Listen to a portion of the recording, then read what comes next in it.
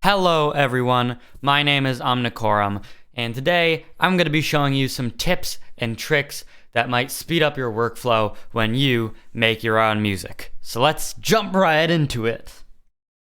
Alright, so for the first tip, I'm going to show you how to make a template that you can start all your songs with in FL Studio. A lot of these tips are going to be based on FL Studio, but you can probably translate a lot of them into other programs. You just need to do a bit more research as to how to do some of them. But these are very good tips that will probably work in other software.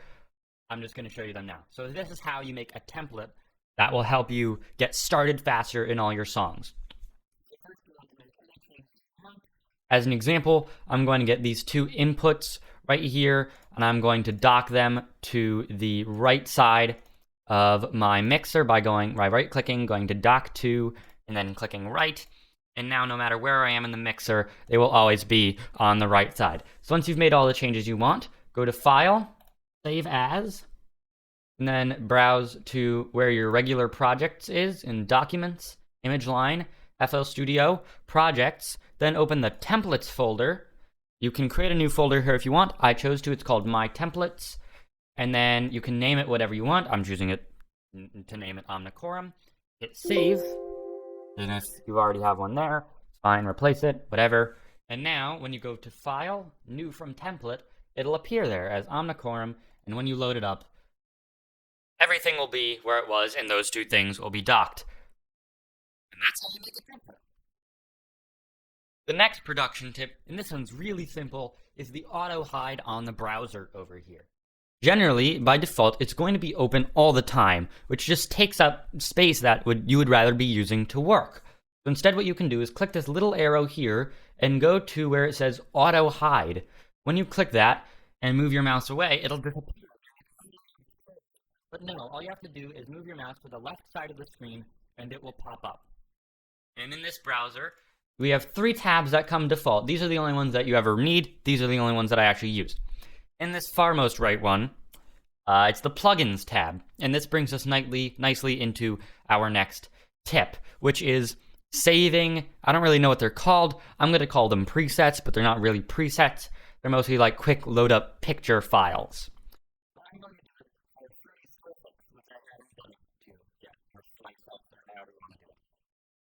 Here we have it. And I want to save this in a way that I can quickly open it up. What you can do is go over to the browser over here, and then choose the folder from these that you want to save. Because it's SliceX, I'm going to try to save it to Sampler. So click on Sampler so that it's highlighted, and then click this arrow in SliceX, and then go to Add to Plugin Database, flag as favorite. Click it, and you'll see SliceX will be added to the subcategory Sampler. Hit OK. That's what you want. Sorry, that was an email. And now you can see that in Sampler, SliceX has appeared there with a nice picture. And now we can delete this file that we got it from. We don't need that little shortcut anymore. And now the nice thing about that is if you press F8 on your keyboard, that'll open up this plugin picker panel, which right now looks like a huge mess. But each of those folders down here is right here. On the left, we have all of our synths, and on the right, we have all of our effects. So if we go into Sampler now, we can see we have all of our samples, and there is SliceX right there with our picture that we've loaded up, and everything is fine and dandy. And that is the fastest way to load plugins, and that's how I always prefer to do it. The next thing is a super fast way to create a mixer that's pre-named as well as a designated track in the playlist for each instrument. As you can see, I have my setup where my left screen, because I have 2 screens, is in the big overall of the screen, and then in the bottom right we have my right screen with the playlist and this thing with all of the plugins in it. So I'm going to quickly open up that picker panel here, and I'm going to bring in a serum just because it's simple. Now instead of dragging it into this place, instead what you can do is drag it directly onto one of the tracks in the playlist. For example, I'm going to do it into track 16, and there we go. It's loaded up. As you can see here, it says serum. It's colored it this like dark gray color, it's opened up Serum, and it's even created a new track in the mixer, which is really nice. And if you right-click the playlist, you can do rename, color, and icon. And so I'm going to name this tutorial. I'm going to give it a this like teal blue color or whatever. I'm going to click that, then I'm going to click this arrow, and I am going to choose this piano here as the icon. I'm going to hit enter, and as you can see, it's changed it here, and it's also changed it on the mixer.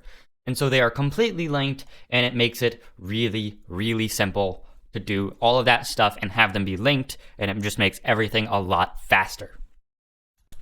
The next few tips are going to be all about MIDI and how you can use the different knobs, pads, and sliders on your MIDI controller, if you have one, to speed up your workflow considerably, and I use these all the time. I have some set up here in Serum already, and this is what you're going to learn how to do. I have the first 4 knobs on my MIDI keyboard control the 4 macros. As you can see, the macros over here are turning without my mouse actually clicking on them. That's because I'm turning the real knobs on my MIDI keyboard. I have more mapped to the wavetable positions and bend modes of oscillators A and B. I have the master fader set up to control the master knob over here. I can turn on the different oscillators like that. I can turn on the filter, I can turn on the sub, noise, and change all the different routings. And I'm going to show you how to do this type of thing. And if you load up a second Serum, just as an example, here it is. There we go, now we have a second Serum. Whichever one you're highlighted, like I'm just going to control this master knob for the example. If I'm clicked on this one, then my master thing controls this. But if I'm on this Serum, now it controls that one. So your control is individualized to each instance of the synthesizer, which can seem a little confusing at first, but believe me, it's super helpful. So first I'm going to show you how, and it works in plugins too, which is how exactly I'm going to show you how to do this. I'm going to load up a really simple, let's go with 3 Reverb 2. Here we go. We have our reverb. So let's do that with the first knob on my MIDI keyboard controlling the wet amount of this reverb. What you want to do is right-click the wet, go to Override General Link, click that and it'll open up this General Link settings thing, and then just turn the knob on your MIDI keyboard and it will automatically map it. And now the wet slider is controlled by the knob on my MIDI keyboard. And if you want to do that to the dry one, again, right-click, Override General Link, and then turn whatever knob you want on your MIDI keyboard, and they will be assigned. And like I said, the great thing about this is if you get rid of it and then load up a new instance anywhere of Fruity Reverb 2, they will be automatically mapped to those knobs on your MIDI keyboard. And it's super duper helpful. But let's say you wanted to do some performing and you wanted to instead have, let's just, as an example, have the mix of the distortion in Serum be controlled by a knob on your MIDI keyboard. But you wanted to be able to do that even if you weren't in that specific instance. Now, what you would do, and this is exactly how you would override the general link in a third-party plugin. I'm just doing this in a third-party plugin. It's the same, it's pretty much the same thing. In a third-party plugin, what you want to do is move the knob you want to control. Just move it in your plugin. Then remember when we right-clicked on a knob? All those settings are found under Tools, Last Tweaked, and here they all are. There's the Override General Link if you want to do that, but instead, for a performance mode style link to your controller, click Link to Controller. and this will open up remote control settings. It's pretty much exactly the same. Just turn the knob you want, and it will be linked.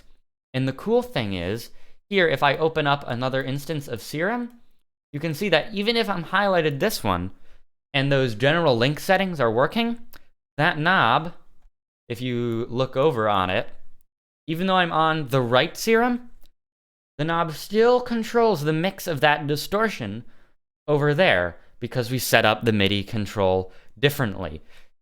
And the other cool thing about that is if you reload a new file, if you open up a new project in FL Studio, those links do not carry over different projects, whereas the general links do.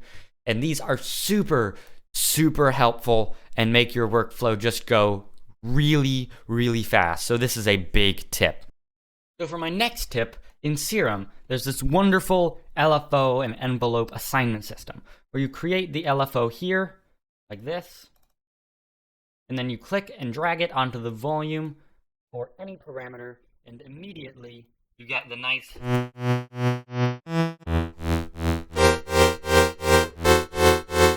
volume wobbling effect of that LFO. But there are some synths that don't have that, like the built-in 3x oscillator, very notorious, and actually not terrible. So say we wanted to get that wobbling sound on this G here, or any note. I'm just going to be playing a G. What you can do is use the effect, here it is, Fruity Peak Controller. There are other controller plugins like the Control Surface, Formula Controller, XY Controller, XYZ Controller, and there's others that aren't here. And I can go into a whole other video on that, but I'm just going to be using the Peak Controller for an LFO. I'm going to reset the volume of this peak, and then increase the volume all the way up of this LFO. And you'll immediately see this value here start oscillating up and down like an LFO. If you right-click the speed knob and go to set, you can see the different intervals that you can set the speed to. I'm going to set it to 2 steps, and you can see it start wobbling up and down really fast. Right now it's in the shape of a sine wave, which is fine. That's what we want. Now you can close it and right-click the volume knob here in 3x Oscillator. Go to Link to Controller like we did for MIDI, but instead of using MIDI Controller, go to Internal Controller. Click this, and you'll see Fruity Peak Controller. Choose the LFO, because that's what we want, and hit Accept. And you'll immediately see, wow, the volume is wobbling a lot. And now you can see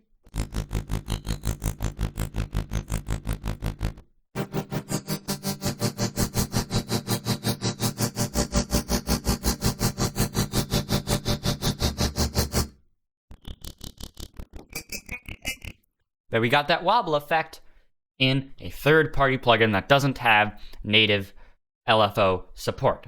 Now all you have to do is, if you want to delink it, right-click it again, go to Link to Controller, hit Reset, Accept, and you'll be good. You can reset the knob and everything. And there are a bunch of these controllers.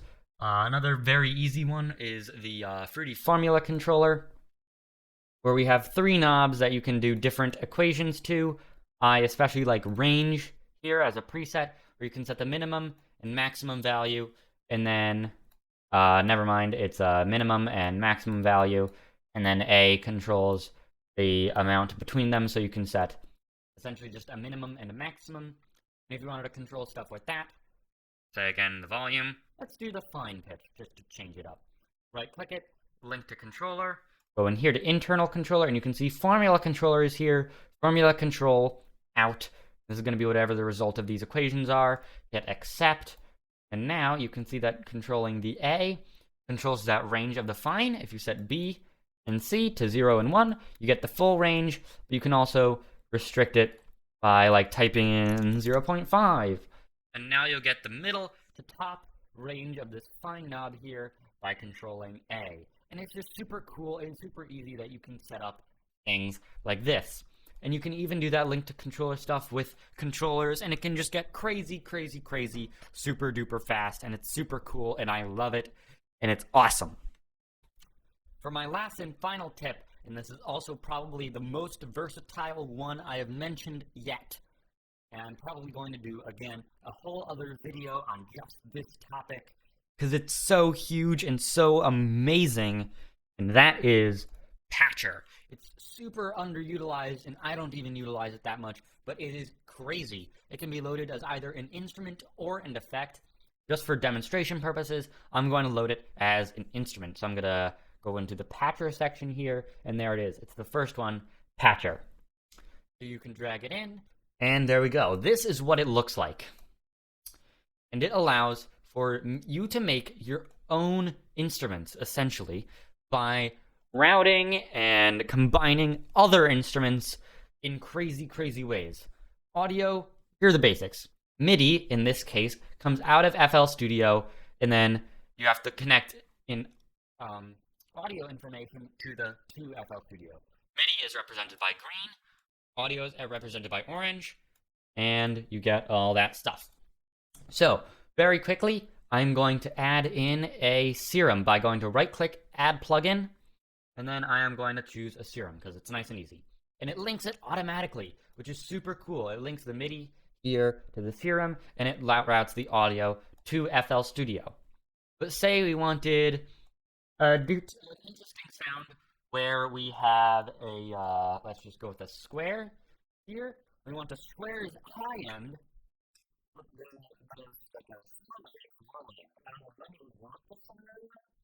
So you can't really do that inside Serum. So instead what you can do is then go to add plugin, and then on the right side of this black bar we have all the effects. We can go to like the parametric EQ here, change the routing of this audio so it goes through the EQ. We can create a quick high pass filter. I'm going to go to gentle 4. I'm going to bring it to around 500 hertz here or something like that. And now we have just the high end. Now we want to add the low end.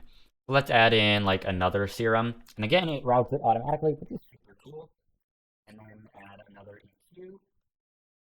If you want to disconnect a certain one, go to here. We have this serum main output. We don't want that one. You can disconnect it like that. Route it through this EQ here. And then go in here, create a low pass. This time, set it to gentle 4 again. And this one, I'm going to go to like 650 hertz. And now, oh yeah, saw wave. All right, we're good. I'm going to bring this up a bit more. There we go. Now we have the high end of a square wave and the low end of a saw wave. And you get just a crazy sound that you would never be able to do anywhere else. And this can get super complicated, and you can make some really, really cool stuff in it. I'm going to leave you with that. Explore. I'm probably going to make more videos on Patcher as well as controllers in the future. There's just so much you can do with this stuff. Use what you want.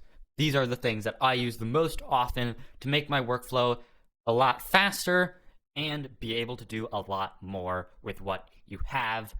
So I'm going to leave you with that. Thank you for watching, and I'll see you in the next episode or with the next song. See you then.